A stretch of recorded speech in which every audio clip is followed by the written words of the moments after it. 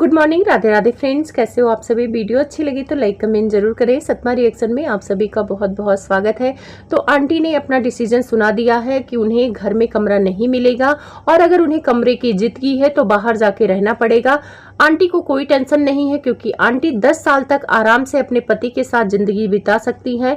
उनको अपने पति पर भरोसा है, पति रहे बाकी बच्चे घर में रहे ना रहे उनको कोई फर्क नहीं पड़ने वाला है।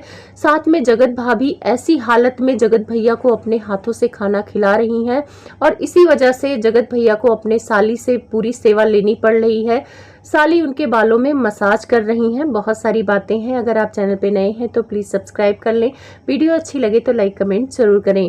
तो चलिए शुरुआत करते हैं छोटी बहू से ही। तो छोटी बहू कमरे के मुद्दे पर नहीं बोलती थी। अगर आप लोगों ने देखा होगा पिछला कंट्रोवर्सी तो उसमें छोटी बहू चुप थी, वो कुछ नहीं बोल रही थी क्योंकि उस टाइम पे उसकी डिलीवरी होने वाली थी और वो भी सोच रही थी कि अगर वो कमरे को लेकर बोल देगी तो सारे लोग हेट उसी को देंगे क्योंकि उस टाइम पे आंटी हॉस्पिटल में भर्ती हो गई थी, 290 बीपी हो गया था, उन्होंने मग में उल्टी करते हुए दिखा दिया था। तो सारी सहानुभूति आंटी की तरफ थी। तो इसी वजह से वो चुप थी और चुप इसलिए थी क्योंकि उसको था कि भाई करेंगे तो ससुराल वाले ही करेंगे, कल को मुझे हॉस्पिटल जाना पड़ेगा तो मेरा पति कितना करेगा, औरतों की जरूरत पड़ती है डिलीवरी के टाइम पे। तो वो चुप थी। लेकिन जब 15 दिन बाद छोटे नवाब ने फिर से कमरे वाला मुद्दा उठाया है तो उसने बोला है और खुल के बोला है। उसने बोला है कि उसे उलझन होती है क्योंकि यहाँ पे इतने ज्यादा तार लगे हुए हैं, इतना ज्यादा सामान रखा हुआ है कि उसे नींद नहीं आती है। तो ये कमरे का मुद्दा छोटे नवाब ने उठाया। उसके बाद छोटे नवाब ने बोला कि अगर उन्हें कमरा इस घर में नहीं मिलेगा तो ये लोग बाहर जाके रहेंगे। तो मैंने बोला था कि ये स्क्रिप्टेड कंट्रोवर्सी है और इस कंट्रोवर्सी को जानबूझ के उठाया गया है क्योंकि इसमें सबको वीडियो बनाने का मौका मिलेगा और सबके व्यूज आएंगे, क्योंकि कंट्रोवर्सी होगा ही नहीं तो राज फैमिली में व्यूज आएंगे ही नहीं। अगर आंटी 1 महीने का चैलेंज ले ले, वो बिना कंट्रोवर्सी वाला थंबनेल टाइटल लगाए, एक नॉर्मल जैसे ब्लॉगिंग करते हैं वो करके दिखाए तो ना आंटी के 5000 व्यूज आए तो देख लेना। और चाहे बड़े नवाब है, बड़े नवाब बोलते हैं कि सबसे पहले उन्होंने ही यूट्यूब की शुरुआत की थी, तो सबसे पहले आपने ही की थी, सबको पता था। उस टाइम पे इतने सारे यूट्यूबर नहीं होते थे 4 साल पहले, तो उतना नॉलेज भी नहीं था किसी को यूट्यूब पर। तब आप लोग सफल हो गए क्योंकि आप लोग टिकटॉक चलाते थे और टिकटॉक में लोग पहचानते थे। फिर टिकटॉक नहीं रहा तो उसके बाद आप लोग सीधे शिफ्ट हो गए यूट्यूब पर। तो यूट्यूब पर बेनिफिट आपको मिल गया टिकटॉक की ऑडियंस से क्योंकि वो भी यूट्यूब चलाती थी, तो इस वजह से आप फेमस हो गए। कुछ देर के लिए मान लीजिए कि जगत भैया 2026 में यूट्यूब पर आकर ब्लॉगिंग शुरुआत करते और ये कहीं भी फेमस नहीं होते, जगत भाभी भी टिकटॉक पे फेमस नहीं होती और जगत भाभी जगत भैया यहाँ पे ब्लॉगिंग शुरू करते, तो क्या इनको लोग पसंद करते, क्या इतना फेमस हो पाते? बिल्कुल नहीं हो पाते। इनसे अच्छे अच्छे ब्लॉगर वीडियो बनाते हैं लेकिन उनके व्यूज नहीं आते हैं। इनको लोग इसलिए देखना पसंद करने लगे कि क्योंकि उस टाइम पे उतने ब्लॉगर नहीं थे, नॉर्मल ही गिने चुने ब्लॉगर थे, तो इनकी वीडियो वायरल हुई और वायरल होने के बाद सबके फीड में आने लगी, लोग इनको देखने लगे। तो जब हम किसी को देखने लगते हैं, उनकी दिनचर्या को देखने लगते हैं तो हमें लत लग जाती है। तो इसीलिए ऑडियंस को लत लग गई इनके बारे में जानने की, इनकी ब्लॉगिंग देखने की और धीरे धीरे इनके व्यूज अच्छे आने लगे। फिर इन लोगों ने सहानुभूति लिया, फिर कंट्रोवर्सी किया। लेकिन अभी अगर व्यूज आते हैं तो वो कंट्रोवर्सी पर आते हैं। अगर जगत भैया भी 2 महीने 2.5 महीने कोई भी कंट्रोवर्सी वाला थंबनेल और टाइटल ना लगाए, एक नॉर्मल जैसे ब्लॉगिंग होती है वैसा थंबनेल लगाए और ब्लॉगिंग करे, तो ये भी 4-5 हजार में सिमट के रह जाएंगे। क्योंकि बहुत सारे ब्लॉगर हैं, सबको देखना पसंद नहीं करता है, लोग बोर हो जाते, एक ही इंसान को बार बार देखने से लोग बोर हो जाते हैं। लेकिन इनको इसलिए देखते हैं क्योंकि इन लोगों के घर में कुछ ना कुछ मसाला आता है। तो रियल लाइफ में भी लोग पड़ोसियों का झगड़ा देखने चले जाते हैं, वैसे रियल लाइफ में अगर कोई झगड़ा दिखा रहा, अपने घर का तमाशा दिखा रहा है तो लोग देखना तो पसंद करेंगे। तो इसी वजह से इसी रूल पे ये लोग कायम है और आए दिन ये लोग कंट्रोवर्सी कर लेते हैं। अभी जगत भैया बाहर की पार्टियों में नहीं जाते हैं तो इसी वजह से बाहर के लोगों के साथ कंट्रोवर्सी नहीं होती है। अगर आप देखेंगे तो सबसे ज्यादा कंट्रोवर्सी करने वाले जगत भैया हैं। जगत भैया के साथ जितने भी ब्लॉगर आए हैं सबके साथ इनकी कंट्रोवर्सी देखा जाए तो जगत भैया की कंट्रोवर्सी क्रिस्टी मायूस से हुई है, आकांक्षा से, सरिता जी से, जी जिया शाश्वत से, रुद्र पूजा से, 1-2 ब्लॉगर और है जिनका मैं नाम भूल रही होंगी, तो कम से कम 8-9 लोगों से तो इनकी कंट्रोवर्सी हो चुकी है। अगर कंट्रोवर्सी की बात किया जाए तो बहुत सारे ब्लॉगर जिसको आप जानते होंगे, उनमें सबसे ज्यादा कंट्रोवर्सी किंग जगत भैया ही माने जाते हैं, और ये लोगों को सलाह भी देते हैं कि अपने घर में कंट्रोवर्सी कर लो तो व्यूज आएंगे। तो जगत भैया ही जब इस घर के गुरु हैं, तो जगत भैया आप गुरु हो तो आपके शिष्य भी तो वैसे ही निकलेंगे। तो आपका छोटा भाई भी आपके ही पद चिन्हों पे चल रहा है, आपकी माता जी भी आपके पद चिन्हों पे चल रही हैं, और जगत भैया कह रहे हैं कि इनके पूरे घर का मिलाकर देखा जाए तो व्यूज ठीक ठाक आते हैं, अभी भी आते हैं। तो पूरे घर का जो डॉलर है क्या आपको मिल जाता है? नहीं मिलता है ना। जितना पूरे घर का मिला के व्यूज आते थे उतना आपको 1.5 साल पहले एक वीडियो पे आ जाते थे, जिसकी वजह से आप प्लॉट ले पाए, गाड़ी ले पाए, अपनी बीबी को डायमंड सेट दिलाया। तो ये सारी चीजें हुई, इसका तो मलाल आपके दिल में होता ही है। जब व्यूज नहीं आते हैं तो हर ब्लॉगर सोचता है कि काश पहले जैसा व्यूज आने लगे, ऐसा क्या करें हम जिससे हमारे व्यूज आने लगे। तो इसी जद्दोजहद में आंटी और छोटे नवाब हैं।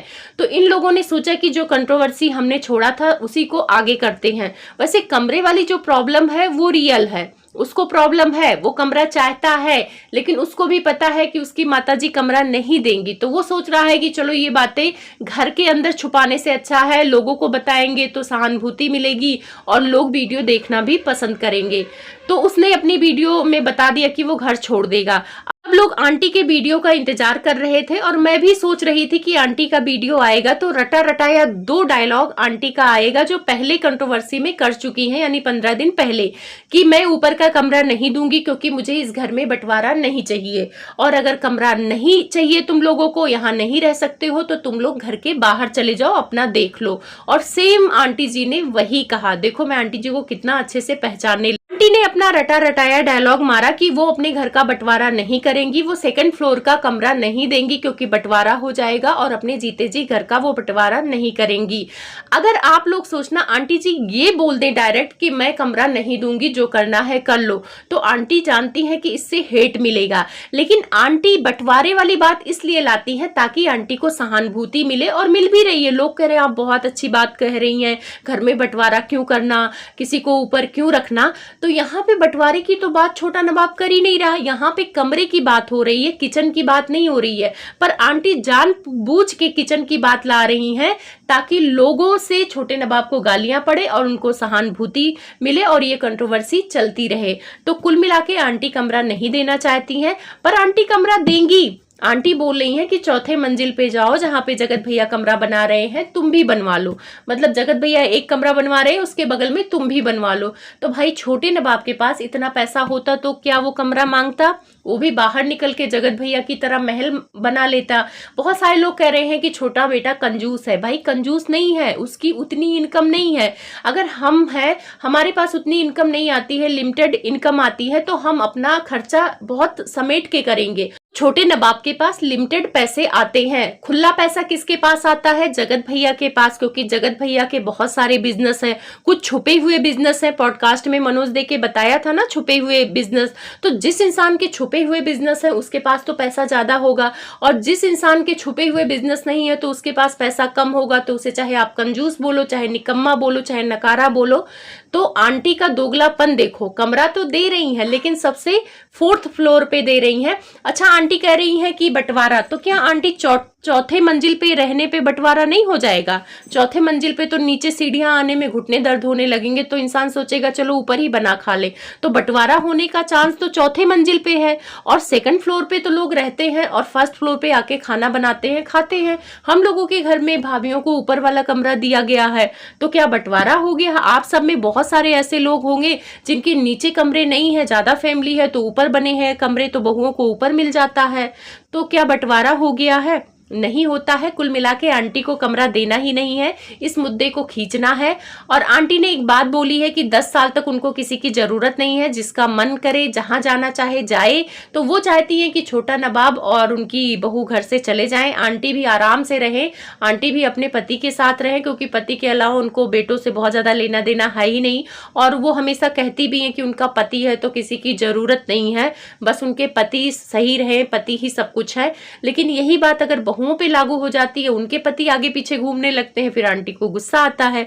तो आंटी बहुएं भी तो सास से सीखती है ना, जब सास का पति आगे पीछे घूम रहा है, डोल रहा है, तो बच्चे भी वही सीख रहे हैं कि पापा जो करेंगे, पापा के नक्शे कदमों पे बच्चे भी चल रहे हैं, अपने बीबी के आगे पीछे घूम रहे हैं। क्योंकि आंटी ने कई बार बोला है छोटे नवाब को कि वो कैमरा लेकर अपने बीबी के आगे पीछे घूमता रहता है, जब वो है तो सेवा करने की क्या जरूरत है, उसका पति है संभाल लेगा। कई बार टॉन्ट मारते हुए नजर आई हैं आंटी जी। तो कुल मिला के आप लोगों को ये कंट्रोवर्सी समझ में आ गया होगा।